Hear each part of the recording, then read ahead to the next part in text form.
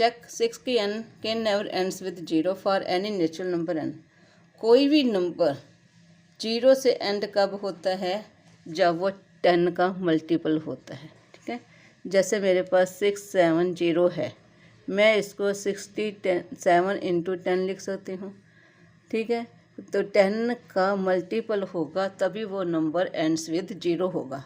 10 का 10 के फैक्टर्स क्या बनेंगे हमारे पास? 10 के फैक्टर होते हैं 2 और 5।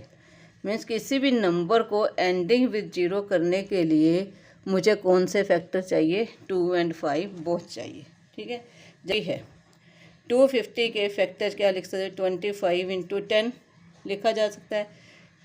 10 को मैं क्या था 2 इंटू 5, एंडिंग में 0 हो रहा है, 2 और 5 बोथ फैक्टर्स आ गए।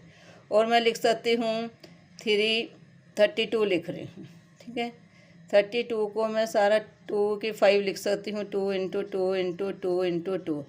पर देखो कहीं भी 5 फैक्टर नहीं आया, तो ये एंडिंग में 0 था ही नहीं।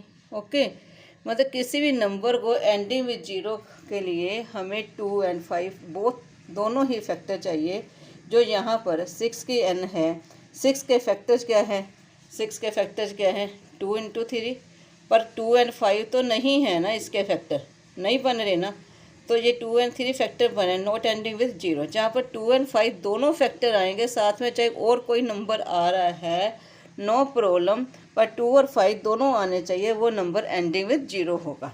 अब इसको लिखेंगे कैसे? Any number ending with 0 must have factors of 2 और 5 बोथ। ठीक है, 6 हैज नॉट फैक्टर ऑफ 2 और 5 बोथ, देयरफॉर 6 की n के नेवर एंड्स विद 0। आपको एग्जाम में क्वेश्चन आ जाए 6 की पावर 10 कैन एंड्स विद 0, आप ये 0 देकर लीजिए, ये ना लिख देना ये एंड्स विद 0 है। ये तो इसका है 10 टाइम्स 6 लिखा गया है, 6 के फैक्टर 2 और 3 ही आ रहे हैं ना, 10 को देकर 0 मत कर देना कि एंड्स विद 0 हो रहा है। इसी तरह 6 की 100 पूछ सकते हैं एग्जाम में, 6 की 1000 भी पूछा जा सकता है, कैन एंड्स विद 0 और नॉट। इन पावर को देखकर मत लगा देना कि 0 से एंड हो रहा है। हमने 6 जो बेस है उसको देखना है कि ये इसके फैक्टर 2 और 5 बोथ बनते हैं या नहीं। यदि बेस के फैक्टर 2 और 5 दोनों बन रहे हैं, एंड्स विद 0 है, अदरवाइज नहीं।